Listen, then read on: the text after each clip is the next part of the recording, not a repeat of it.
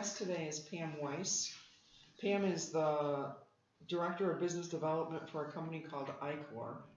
And IKOR is a life care management company dedicated to seniors and individuals with disabilities.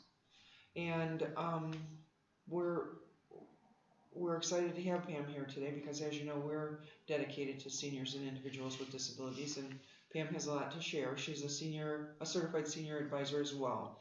So welcome and thank you for joining us, Pam. Thank you so much for inviting me. I really appreciate the opportunity. And so IKOR is such an odd name. And so we're not really going to talk about the name, but it's more important about what IKOR does. So if you could just, explain to us a little bit about what IKOR, the services IKOR provides, and what you do to help make it happen. Absolutely. We provide life care management, which is helping seniors and people with disabilities navigate through the healthcare system, through life's transitions. We provide medical advocacy. We have dedicated RN registered nurse advocates who will go to hospitals, facilities, homes, just to help speak and advocate on behalf of clients. We also provide financial advocacy, such as routine bill pay, which helps with the topic we're talking about today, elder fraud. We can also act as power of attorney for healthcare and property, and we're now doing guardianships. So it's really a wide variety of services that are really important. A lot of our clients may not have family in the area, or they have a fantastic family, but they're busy working full time. Right. So this is a unique service out there, that people really need and benefit from. We're keeping clients and seniors out of hospitals, saving them money, just helping them through end-of-life care, helping them to choose facilities. We vet communities. Our nurses go through there and they're not, distracted by the shiny chandeliers and stuff. They're really looking for how to help, how that facility would benefit the client, and just really giving them the best life possible. I know I'm always distracted by those shiny chandeliers. I know. They're beautiful. I want to move into it. How quickly will it be? 55, 65? And also because there are so many facilities to choose from, it's hard to take the time and go to all of them and vet them yourself. And so it's nice to have someone that you can trust, like IKOR, to do that for you and give you an unbiased opinion. Exactly. Because you're not being paid or compensated from any of those facilities by recommending them, whereas some of the companies out there are. Yes, that is one unique difference. Thank you for sharing that as well.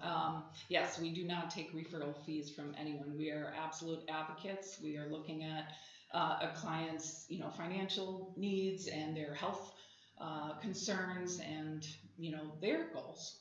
We're really helping them to live the best life possible. Right. Yeah. Safely.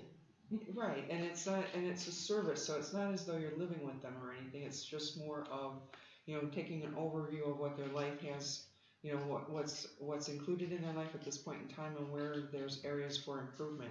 And so you can plug in those different services for those areas that do make them, happier at home and have a more fulfilled life. Yes. So yes. Definitely. So our topic today, we're going to talk about fraud, elder fraud and scams, because there was a big article recently about like a big bust on some elder fraud and scams.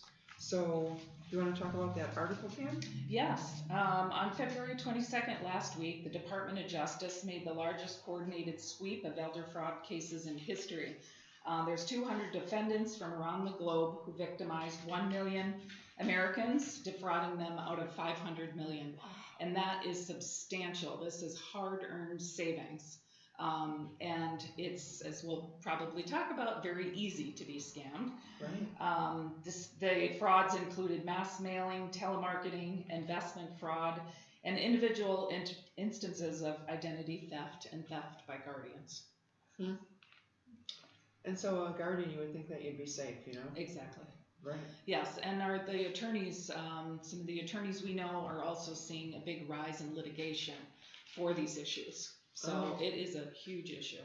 So those are people that have been affected that just weren't incorporated into the numbers for this bust or whatever, the sweep, I guess is what you would call. Yes. And I think too, we talk about it frequently, but as the number of dementia diagnoses increase, that's going to increase the pool of potential victims.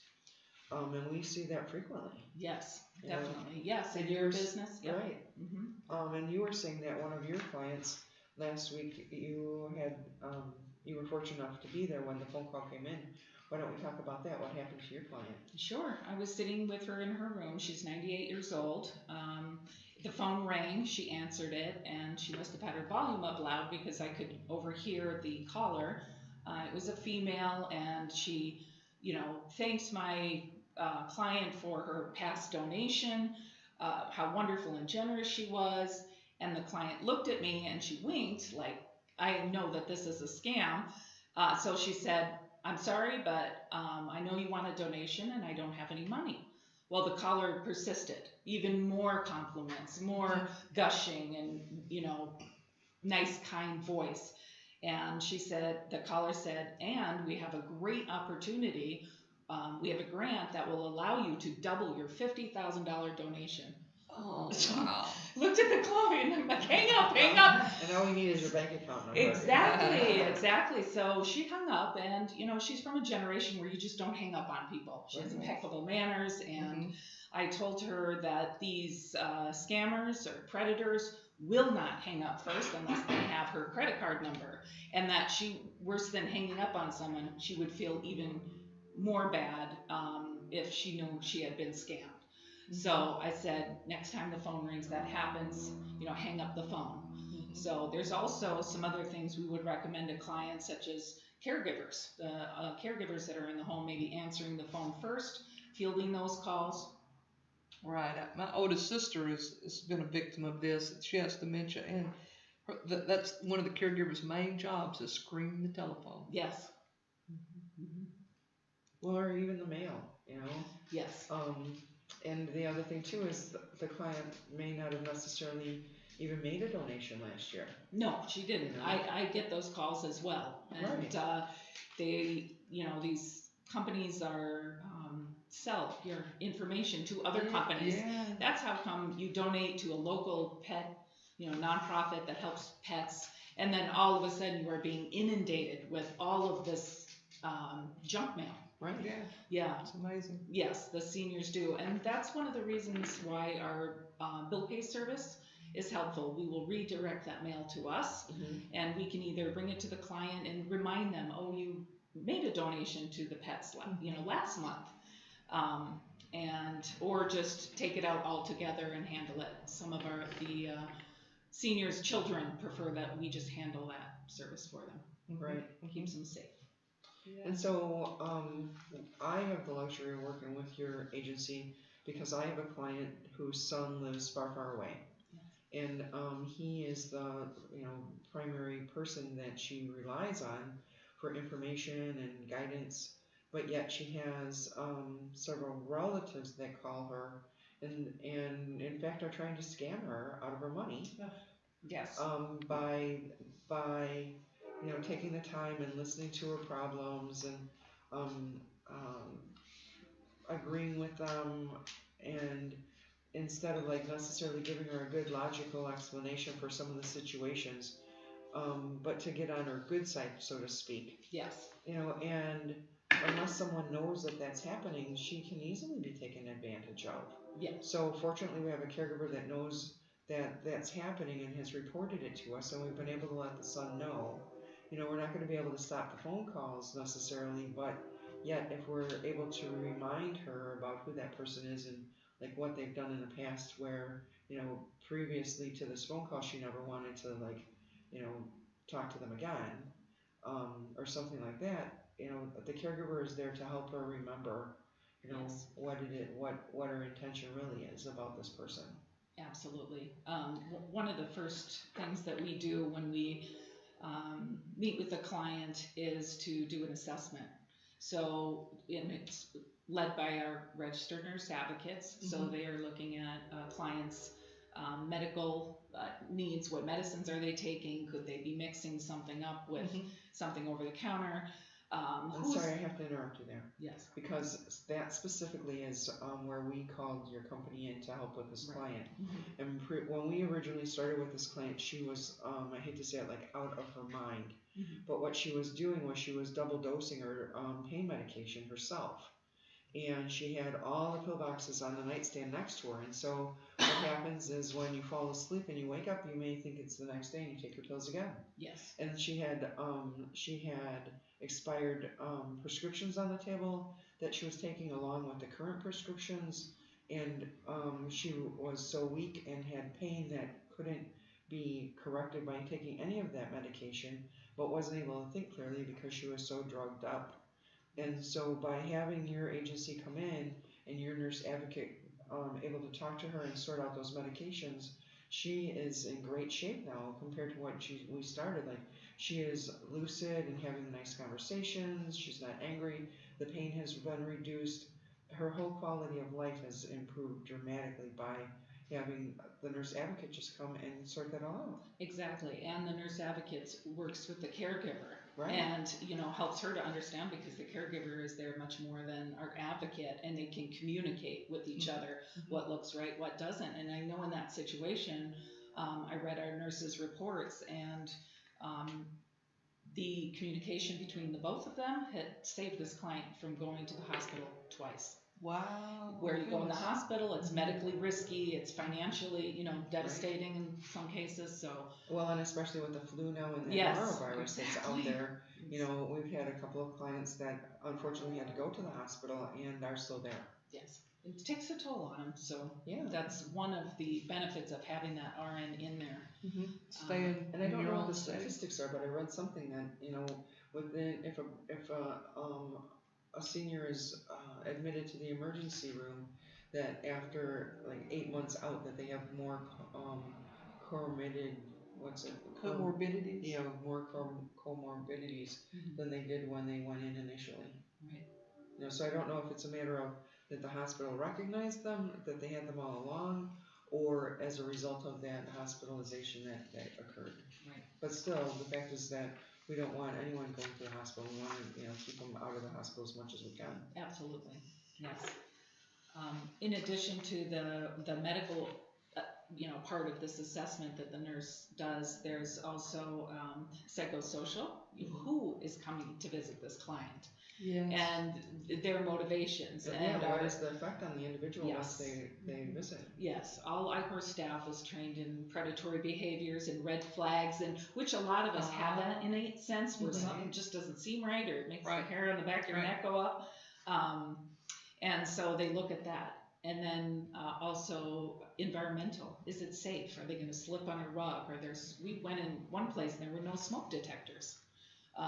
So just all those kinds of changes just to help the senior be safe and age, in home where most of them want to be. Right. That's where the majority of our clients want to be too. Yeah. But the skill set is beyond, the adult children, they don't know what to look for. They don't know what to say. Sometimes we can take on a bad guy role, and they can say, well, IKOR told you, IKOR said that you needed to do this, that, and the other thing, so that they can focus on being their children, and we can focus on being their sort of case manager. Yeah. And so some of the other scams that we've seen, you had some statistics about the National Council on Aging websites listing the top 10 financial scams targeting seniors. Want to go over those? Yeah, well, there's so many. I think if we focus on phone scams. Okay, let's try that. Both my father and my mother-in-law got the grandparent scam. So this is when the caller calls in, the scammer calls the house and says, "Oh, grandpa or grandma." Or it could be in the middle of the night. Yes. Yeah. Oh, it's and then they mumble. So it forces you to say the name of your grandchild. So they said, Ryan. Oh yes, this is Ryan. I went on a trip, my friends, I'm in Mexico, I got in trouble, I'm in jail, I need money. Please don't tell mom and dad. Oh, they would be so mad at me, and it would just cause such a problem. And I won't be able to call for another week. I really need you to, wire $2,500. I'll pay you back. Very convincing, very terrifying for the grandparent because they love, their grandchildren. So, but still little kind of red flags of, first of all, my parents didn't have $2,500 to give, thank you. But they called and literally my dad was convinced. He said, do you know where your son is? I said, yes, he's in Connecticut. No, he's in Mexico in jail. Oh, I said, no, Dad, he's not. And thankfully I'd heard about that scam. So a lot of this too is education. So I really appreciate that you guys are giving us this opportunity to talk about it. The more we get information about these scams out, the more people we can help. Right. So that grandparent scam is a big one. And especially like if you're woken up out of a sleep and you think that it's your grandchild that's in an emergency, it takes away like your defenses. Yes. You may have a hearing loss. Yeah. Understand. Yeah. Exactly. And again, if you're dementia, if you have dementia, you're confused, and that's not good. There's also the IRS, you owe back taxes, or I have a check for you, get a hold of us, call this number, or they'll text and say, press this link, never touch a link, don't click on a link ever. IRS, Microsoft Windows, they do not call and ask for personal information ever. You might call them and have a conversation and they might ask for that. But never would they call and ask for that information. We had a situation with one of our clients where the caregiver wasn't there all the time, but when she was there, somebody came to the door and the client was really frantic, and the person came to the door and the client gave him like a gift card from Walgreens or something, like it had a dot on it. And I think that there's something like with regard to Walmart too, like if people come in and buy that type of a card, that it's they're more susceptible to a scam. And so I think now Walmart is like asking people like, why are you getting this card, especially if it's an elderly person, because they are so easily scammed. And we ended up calling the police and having like a sting on that person, having them arrested, and it was like a big like a big net of people that were scamming the people. Something to do like with green dot cards or something. Yeah, that was it. That's what I was looking up. Green dot. Yeah. Maybe they had programmed them in some way where they weren't traceable or something like that. Yeah. And then another one is it went just after natural disaster. Help the flood victims, here or there, and that's another popular one. There's a special place in hell for people like that. That's what I said. Yeah, that's right. I mean, I'm just listening to all this, and you always know there's some fraud things going on, or I like the fact that you put a lot of it, or you brought up the Microsoft Word, or even anybody who decides that they're going to start shopping online, knowing a lot of seniors, do Amazon or use PayPal as payments, and they're notorious for sending notes saying there's a problem with your account. Yes, talked about that. So we just talked about that. I got those emails. And Did you? Yes. Yeah. And they never ever send you an email. Anybody who gets something like that, they'll call you if there's an issue. There's a way they contact you. I don't want to say they call you because then people are going to think that's legit as well. But it's amazing to me that folks just set out, that type of person sets out knowing that they're just going to be potentially harming, and especially said all these seniors who work so hard for this money. Yes, and they need that money. Right. Costs are incredibly expensive to age. Pam, you pointed out, always go to the original website of where the emails supposedly come from to verify. Like with Amazon, you looked at your order, right? And yes, you saw there was no order. Exactly, and it looked legit. It had the Amazon name in the email. It had the Amazon logo. It was very brief, professional, and it just said your order has been canceled. And I thought, well, I wonder which order that was. And there was a handy link for me to click and quickly check that, which I knew never click on links. So I went right on Amazon. I looked in and checked my order status, and nothing had been canceled or even ordered. Right. Yeah. They are They so are. good at They making are. you look legit. Yeah. The one thing I always watch for too is I watch for what their email address is. Yeah, Yes. That too. yeah. Mm-hmm. Because you'll usually notice something that's It's not like Microsoft.com. no. Yeah. Mm-mm. Right. Yeah. And so you were talking about a password program that you have. Yes. That as a result of that scam that you had encountered, that you decided to get a password program. So do you want to talk about that? Yes. So in preparation for a discussion today, I went online and typed in senior scams, and I was inundated with just, there are so many different ones out there. And if those people could just put that energy into something positive, we'd be a lot better off, but they don't, unfortunately. So one of the recommendations, people always tell you to change your passwords constantly. Even in some businesses, they will force you to change passwords constantly. But in the research I did, they said that, or they recommended what's called a password program. So I looked at that a little bit more. I went online and I chose one. I don't want to promote any over another, but you can do your research online. Mm-hmm. And I purchased the family plan and put in a password, and or when I put in my email address, it came up with 90 passwords that I had out there on the web. Goodness, and you probably didn't remember some of those, Absolutely not. And some were duplicates, like, you know, PayPal or something. Maybe I had 2 different email accounts or something. I don't know. So I was just astounded. But it blocks all that and it encrypts it. So now I'm going to get my husband on board, my 17-year-old who, you know, does a lot of social media stuff, and my sons, just to protect us. Well, we're from identity theft, because Exactly. because we can't even imagine how difficult that is to fix. Mm-hmm. And the cost associated with it, Yes. as well as the inconvenience of it all.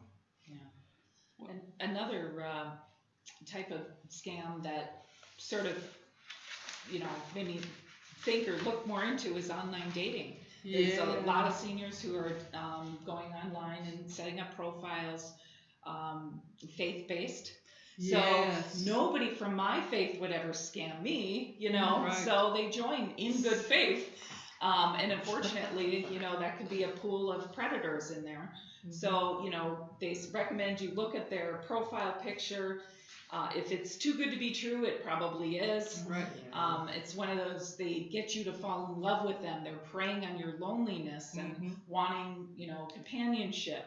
And once they get you, they will claim, oh, I have this family crisis, or oh, I really need this car, or this or that.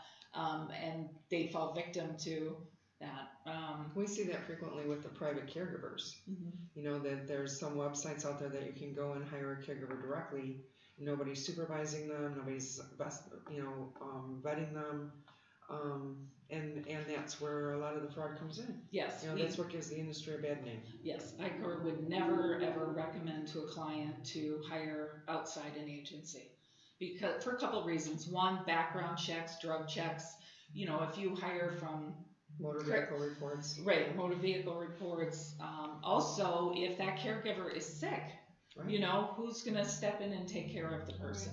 Right. So those are all reasons why we would not recommend. These individuals are intelligent, usually personable, and their number one thing is to drive a wedge between the family member, if there's to exploit any little tension there, so that they become the go-to person, rather than the family member. And it's a good advice there. Yes. So if you see somebody going down this road, what do you recommend? If you notice or you have a family member who you think is being scammed, maybe they don't necessarily trust their caregiver. I'm curious as to, where do we even start? Adult Protective Services, that would be my first call. Like in our area, Senior Services Associates, asked to speak to an Adult Protective Services and have them go out and do a wellness check, and they'll never throw it's anonymous who gave the concern, and let them go out and check it out. Mm-hmm. One of the things too we recommend, and is also recommended online, is for the families just to pay attention. Are there changes in their behavior, their buying patterns? Are they starting to act more frightened? Are they not paying their bills, which means maybe that money is going out somewhere else. So you can look into those things, and also calling the police department. And so Pam, it's already been a half hour. Really? It's No amazing. way. And you were nervous, right, at first. so nervous. I feel like we just got started. Oh, but, well, you guys are so we have great. to wrap up. But I know that there were a couple of more things that you wanted to point out, and then if you could just give our listeners your contact information again. Yes, my name is Pam Weiss. My email is pam.weiss, WEISS, at IKOR, IKORglobal.com. And my phone number is 847-868-4033.